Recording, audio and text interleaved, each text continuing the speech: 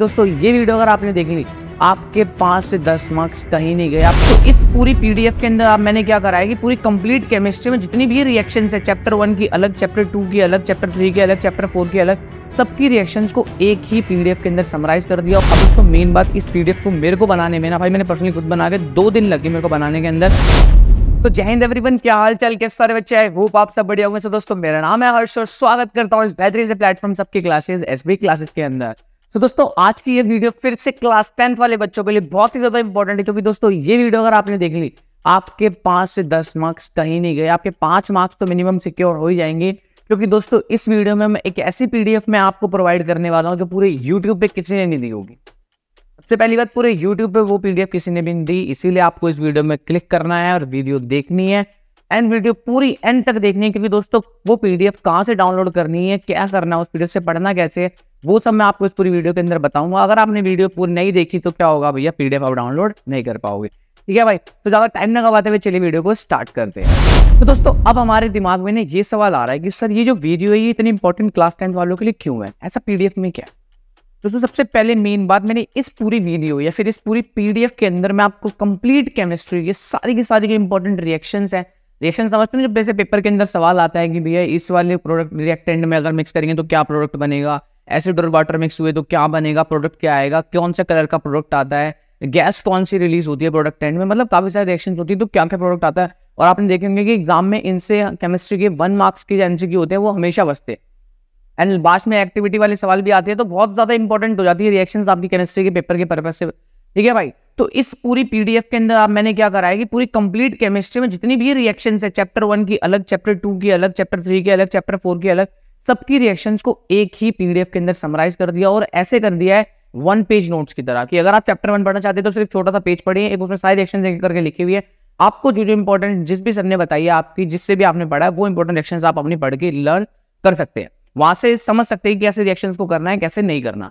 और दोस्तों सबसे मेन बात, इस पीडीएफ के अंदर मैंने इंपॉर्टेंट चीजें भी डाल दी हैं, लाइक रिएक्शंस तो थी साथ साथ, उसके बाद ऐसे चैप्टर 3 के अंदर क्या इतनी इंपॉर्टेंट रिएक्शंस नहीं है, इतनी सारी रिएक्शंस नहीं है, तो हमने क्या करा, वहां पे जो जो इंपॉर्टेंट बन सकता था चैप्टर 2 में भी, चैप्टर 3 में, चैप्टर 4 में भी, हमने वो इंपॉर्टेंट टॉपिक्स डाल दिए। अब दोस्तों मेन बात, इस पीडीएफ को मेरे को बनाने में ना भाई, मैंने पर्सनली खुद बना के 2 दिन लगे मेरे को बनाने के अंदर, क्योंकि मैं कोई रिसर्च कर रहा था, काफी सारी चीजें पढ़ भी रहा था एंड साथ साथ कौन सी रिएक्शन इंपॉर्टेंट होगी जो इस पेपर में आ सकती है, वो सब पूरी मेहनत के बाद ये पीडीएफ बनाई गई है। तो अगर आपने इस पीडीएफ को डाउनलोड कर लिया, प्लीज इसे पढ़ना एंड इस वीडियो को तो कंप्लीट देखना ही है आपको। ठीक है भाई, कि कैसे आप पढ़ोगे कैसे नहीं पढ़ोगे, ज्यादा टाइम ना गवाते चलिए मैं बढ़ता हूँ क्या है पीडीएफ क्या नहीं। तो सबसे पहले दोस्तों आप देख सकते हैं क्या है, chapter 1 chemical reactions and equation. दोस्तों इस चैप्टर के जितनी भी आपको रिएक्शन देखने को मिलती है, लाइक पहले तो सबसे पहले एवोल्यूशन ऑफ गैस, कि जब कभी भी गैस कोई भी रिएक्शन मिलता है तो गैस निकलती है। कौन कौन सी रिएक्शन है, ये 3 रिएक्शन है, Zn प्लस H2SO4 डाइल्यूट के साथ मिलती है तो भाई हाइड्रोजन बाहर आता है।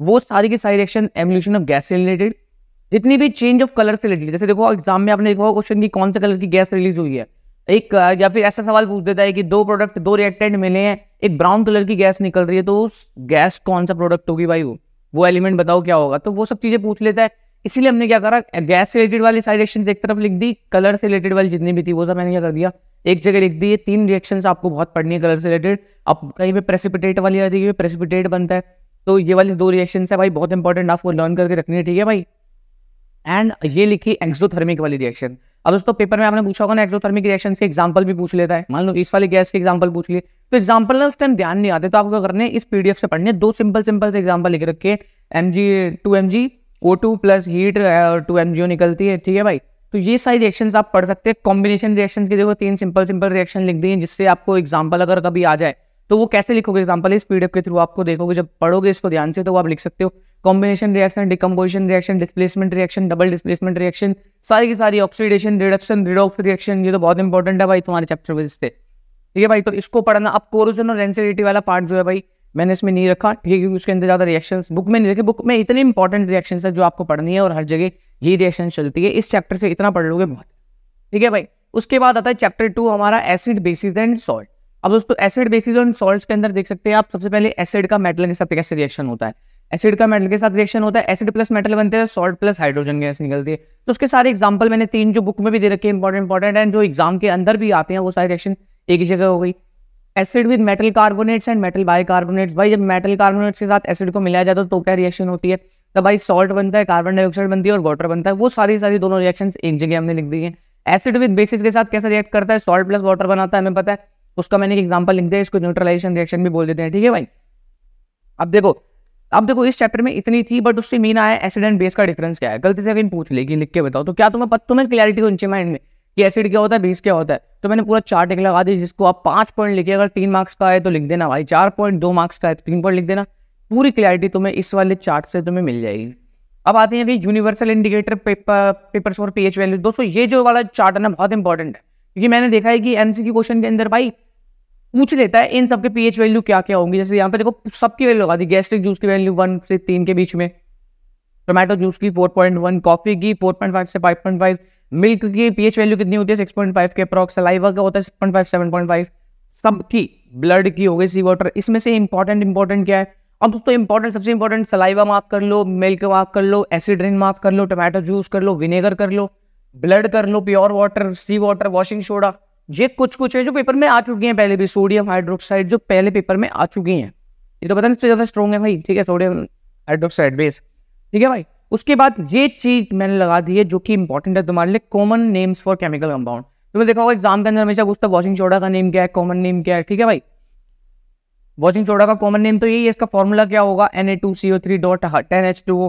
बेकिंग सोडा का क्या होगा, ब्लीचिंग पाउडर का क्या होगा, प्लास्टर ऑफ पेरिस का क्या होगा फॉर्मूला, उनके यूजेस क्या है, क्या कर सकते हैं, उनके केमिकल नेम क्या है। दोनों चीजें आप पूरा चार्ट एक बार पढ़ लोगे, चैप्टर 2 की आपको पूरी की पूरी समरी मिल जाएगी। हाँ इस चैप्टर में ये चीजें हैं, ऐसी रिएक्शन दे रखे हैं, ऐसे फिजिकल प्रॉपर्टीज हैं, ठीक है भाई। तो ये हो गया किसका, तुम्हारा चैप्टर 2 का। अब चलते हैं एक बार चैप्टर 3 पे। वीडियो को ज्यादा लंबा नहीं करूंगा, बस छोटे से बताऊंगा एंड लास्ट में आपको मैं बता दूंगा कि भाई वीडियो में डाउनलोड कैसे करनी है आपको पीडीएफ, ठीक है। अब चलते हैं चैप्टर नंबर 3 पे। चैप्टर नंबर 3 दोस्तों आपका है मेटल्स एंड नॉन मेटल। सबसे पहले देखो metal and non metal chapter में फिजिकल प्रॉपर्टीज आपको बताई जाती है, फिर केमिकल प्रॉपर्टीज आती है। फिजिकल प्रॉपर्टीज तो आपको पता ही है कि मेटल्स जो होते हैं वो मेटल्स होते हैं, मतलब मेलिएबल होते हैं, ठीक है, इलेक्ट्रिसिटी कंडक्टर होते हैं और उसके अंदर काफी चीजें होती हैं, ठीक है भाई। टेंसिलिटी होती है, एलोट्रोप्स होती है, लस्ट्रस होती है, सोनोरस होती है। ये सारे मेटल्स वर्ड से या प्रॉपर्टी क्या कर सकते हो, निकाल सकते हो, ठीक है। उसके बाद फिजिकल प्रॉपर्टी तो ज़्यादा डिस्कस नहीं करनी है इस वीडियो के अंदर, हमें पूरे चार्ट के ऊपर डिस्कस करना है। चार्ट के अंदर मैंने सारे रिएक्शन जो बन सकते हैं वो करेंगे। पहली रिएक्शन देख सकते हैं आप, केमिकल प्रॉपर्टीज ऑफ मेटल में reaction with oxygen, reaction with water, reaction with आगे भी कहीं पे होगी, हाँ मेटल्स एंड सॉल्ट सॉल्यूशन, इनके देख सकते हो आप। इसमें 3 रिएक्शन पढ़नी है। अब एक टॉपिक आता है एक्वा रीजिया। दोस्तों जो एक्वा रीजिया टॉपिक है ना बहुत ज्यादा इंपॉर्टेंट है। ये था क्या आप पढ़ सकते हैं, मैंने प्रॉपर यहाँ पे लिख दिया। डेफिनेशन किसी को चाहिए होती है तो डेफिनेशन भी लिख दी है। बाकी सिंपल समझ लो, मिक्सचर होता है। किसका मिक्सचर होता है भाई, कंसंट्रेटेड हाइड्रोक्लोरिक एसिड का एंड कंसंट्रेटेड नाइट्रिक एसिड का। कितने रेशियो में, 3:1 के अंदर।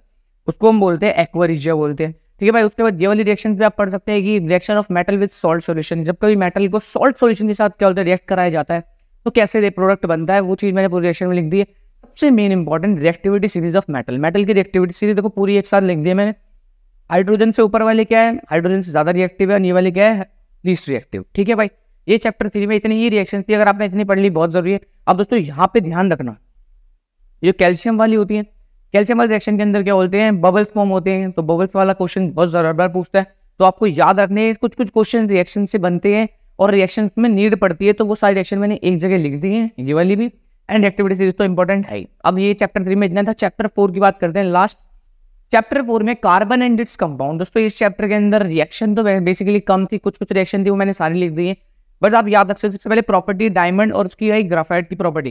ठीक, डायमंड और ग्राफाइट का देख लेना क्या डिफरेंस होता है इन दोनों के बीच में, हार्डनेस, डेंसिटी के, कलर में डिफरेंस, ट्रांसपेरेंसी, अकरेंस में, ये सब मैंने डिफरेंस प्रॉपर लिख दिया यहाँ पे। वर्सेटाइल नेचर ऑफ लिख दिया कार्बन का, वर्सेटाइल नेचर होता है कार्बन का। ये क्वेश्चन हर बार आता है कि define the versatile nature of carbon, पूछ लेता है कार्बन का वर्सेटाइल नेचर कैसा है, तो बताना कैटनेशन प्रॉपर्टी होती है, tetravalency of carbon, tendency to form multiple bond.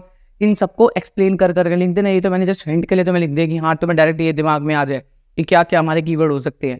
Chemical properties of carbon compound की, कंबशन वाली प्रॉपर्टी, कंबशन के अंदर 3 रिएक्शन, ऑक्सीडेशन होती है, ऑक्सीडेशन के बारे में लिख दिया भाई ये वाली रिएक्शन। एडिशन रिएक्शन क्या होती है वो भी हमने लिख दी है। तो देखो दोस्तों एनसीईआरटी बेस्ड है, इसलिए एनसीईआरटी से मैंने लिए रिएक्शन।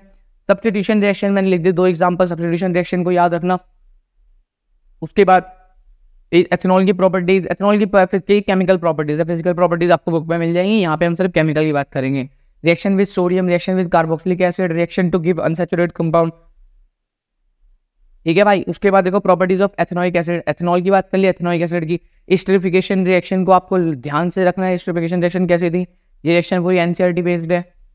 ठीक है भाई। इसके बाद है रिएक्शन विद बेस, बेस का रिएक्शन NaOH प्लस CH3COOH, ये वाली रिएक्शन आपको याद रखनी है दोस्तों। याद रखना पीडीएफ में छोटी सी वो चीज़ है बस कि 3 लिखा है, इसका मतलब है स्मॉल 3, वो बगल में स्मॉल 3 लिखा है, ठीक है। इसमें हो नहीं जाता मुझसे, ठीक है, तो मैंने ऐसे ही रहने दिया। तो reaction with carbonates and hydrogen carbonates हो गया, ये भी लिख लेना। एंड लास्ट में आया सोप एंड डिटर्जेंट का डिफरेंस, ये भी मैंने प्रॉपर इस चार्ट बेसिस पे आपके सामने लिख दिया है, ठीक है भाई। Made from natural oils and fats, ये सब आपको पता होने चाहिए, ये सब इंपॉर्टेंट चीज़ है पूरे चारों चैप्टर के अंदर, पूरी केमिस्ट्री आपके इसके अंदर कवर हो जाती है भाई, ध्यान रखना। और बस इतना ही आपको पूरी केमिस्ट्री में रिएक्शन सारी की सारी जो इस वीडियो के अंदर पीडीएफ में दिख रही है, यही सारी रिएक्शन है जो आप बुक के अंदर दे रखी हैं और जो कि इंपॉर्टेंट है, जो कि प्रीवियस ईयर में भी आ रखी हैं और जिसपे क्वेश्चंस आते हैं। तो अब आपको क्या करना है दोस्तों, अब इसको डाउनलोड करने के लिए आपको कुछ नहीं करना, आपको डिस्क्रिप्शन के अंदर जाना है। डिस्क्रिप्शन के अंदर हमारे चैनल का टेलीग्राम लिंक होगा, आपको टेलीग्राम चैनल को ज्वाइन कर देना है, वहाँ पर आपको पीडीएफ मिल जाएगी, आपको बस ज्वाइन करना है और आपको पीडीएफ वहाँ से डाउनलोड करनी है। बस पीडीएफ के लिए आपको बस एक छोटी सी चीज़ करनी होगी, जो कि हमारे टेलीग्राम चैनल को जाकर फॉलो करना होगा, सब्सक्राइब कर लो, वहाँ पे जो भी होता है वो करके वहाँ से आप डाउनलोड डायरेक्ट करके आपको वहाँ पे पीडीएफ मिल जाएगी, ठीक है। अब दोस्तों मेन चीज़ रह गई, वो चीज़ ध्यान रखना है, ये मेन चीज़ रह गई। तो भाई सबसे पहली बात तो don't forget to like comment and subscribe, कि भैया वीडियो को लाइक तो जरूर करना, अगर वीडियो पसंद आई तो वीडियो को लाइक कर दो, ना ही पसंद आई तो भी लाइक कर दो, ठीक है।